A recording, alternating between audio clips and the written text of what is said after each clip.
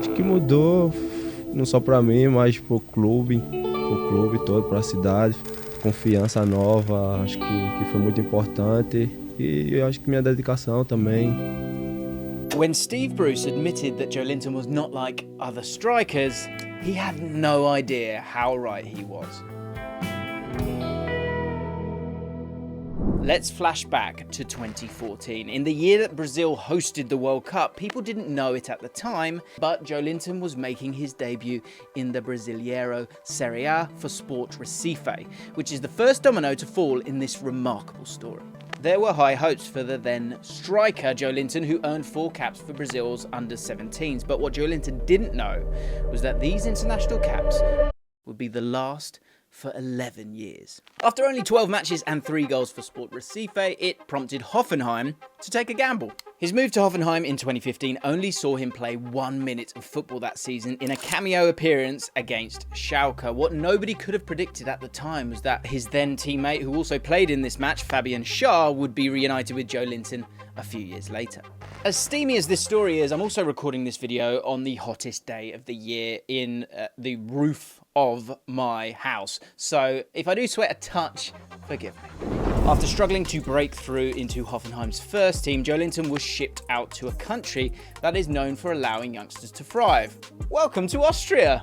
In 2016, Joelinton made one of the most important moves of his career to date, a 2-year loan deal at Rapid Vienna. In 60 matches for the Austrian club, he netted 15 times and began to draw some attention. Enough attention for Hoffenheim to keep him around and give him his chance in the first team. In 2018, aged 22, he became an important part of the Hoffenheim squad, then managed by Julian Nagelsmann. Nagelsmann gave Joelinton his chance in a DFB Pokal match against Kaiserslautern, and you'll never guess what happened. Our boy Joelinton bags a hat-trick. But despite the goals he scored, this game should have come as a warning to absolutely everyone, and nobody picked up on it at the time. Look at the average positions. Joelinton, number 34, was partnered by Bundesliga stalwart Adam Szalai, number 28. Szalai made a career from being the target man and focal points within the teams he played in. What we see from Joelinton's heat map and average position is that he thrived due to being able to play as the most advanced attacker and didn't have to focus on being the hold-up striker up front. This leads us on to the biggest problem that Joelinton has faced in his career, a problem that has been incredibly harmful for players like Joelinton, being pigeonholed. Joelinton's 6'1" height and robust frame gave people who hadn't watched him the perception that he was the big man up front. But was there a silver lining to all of this? Anyway, we'll get back to this. After only playing 1 full season at Hoffenheim, scoring 7 goals and registering 5 assists in the Bundesliga, it caught the eye of Newcastle United, who at the time were hamstrung by the financial rule of Mike Ashley. Boo! So the signing of Joelinton came as a shock to the fans. Who was this 23-year-old Brazilian prospect fresh off a breakthrough season playing for one of the most exciting managers on the continent? If Nagelsmann rated him, he had to be good, right? Joelinton's move to Newcastle was a club record fee of £40 million, so the bar was set pretty high. The signing actually came at a very good time for the club, who had just appointed Steve Bruce as manager. The decision to appoint Steve Bruce was a dampener on the fans' feelings, given his Sunderland connections, but also the football that he played. So when Steve Bruce announced his first signing was a £40 million Brazilian, the feeling around the club took a minor uplift, despite Mike Ashley still being there. Boo! I'm going to do that every time. Joelinton played in every single Premier League game in his first season at Newcastle, starting 32 of these matches. Despite scoring on his 3rd appearance for the club in a 1-0 victory over Spurs, he would then go 26 Premier League matches without a goal. During that debut season, he almost became a meme, someone people could hold up as a joke. His 4% conversion rate and 8 big chances missed were amplified because Newcastle under Bruce were a side that created very few chances. Therefore, any chance that he missed had increased importance and a higher level of impending doom followed each one. The struggles continued under Bruce into the 2020-21 season. The pressure had seemingly got to Joelinton, and the negative football of Steve Bruce alongside Mike Ashley calling the shots at the top made it almost impossible for anyone to succeed at the club. This meant he only made 23 starts in that second season, scoring 4 goals, but again, underperforming his XG for the season of 5.4. But it was ultimately a torrid season for him and a forgetful one for the club. But nobody could have expected what would happen in Joelinton's third season.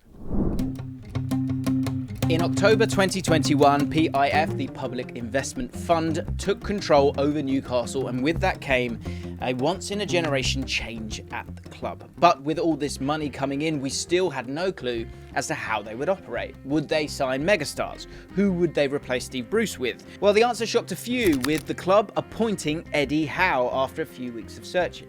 Now, we all know that Eddie Howe is credited with Joelinton's move to midfield, but what doesn't get mentioned is how it all began.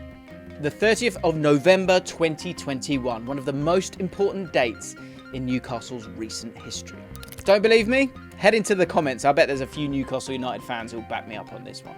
In a game versus Norwich on the 30th of November, Newcastle found themselves bottom of the table, and the game against Norwich was already a 6-pointer despite being so early in the season. So, when Kieran Clark got sent off in the 9th minute, hope seemed lost, and all Newcastle United fans were gearing up to be the richest club in the Championship. But what happened in that match will forever be etched in Newcastle United folklore. This red card forced Eddie Howe to make a decision. That decision was to move Joelinton into midfield.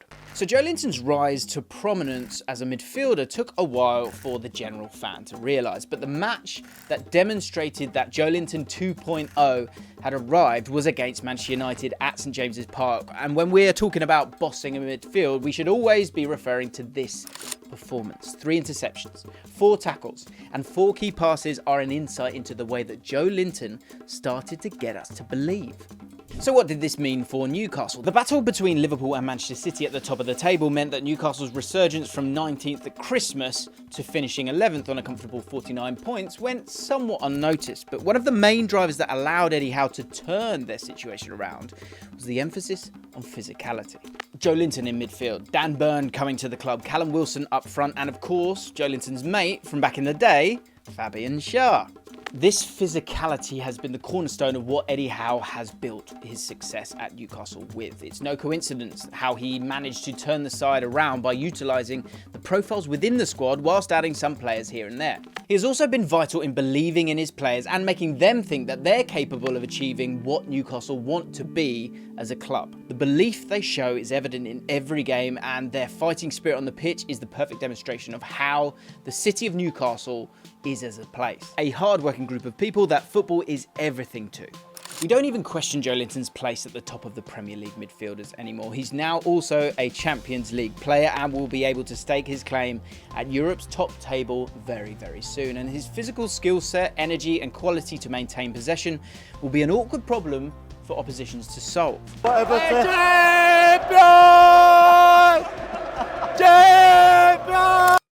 After qualifying for the Champions League, Joelinton was given something that had been missing from his career for 11 long years: international recognition.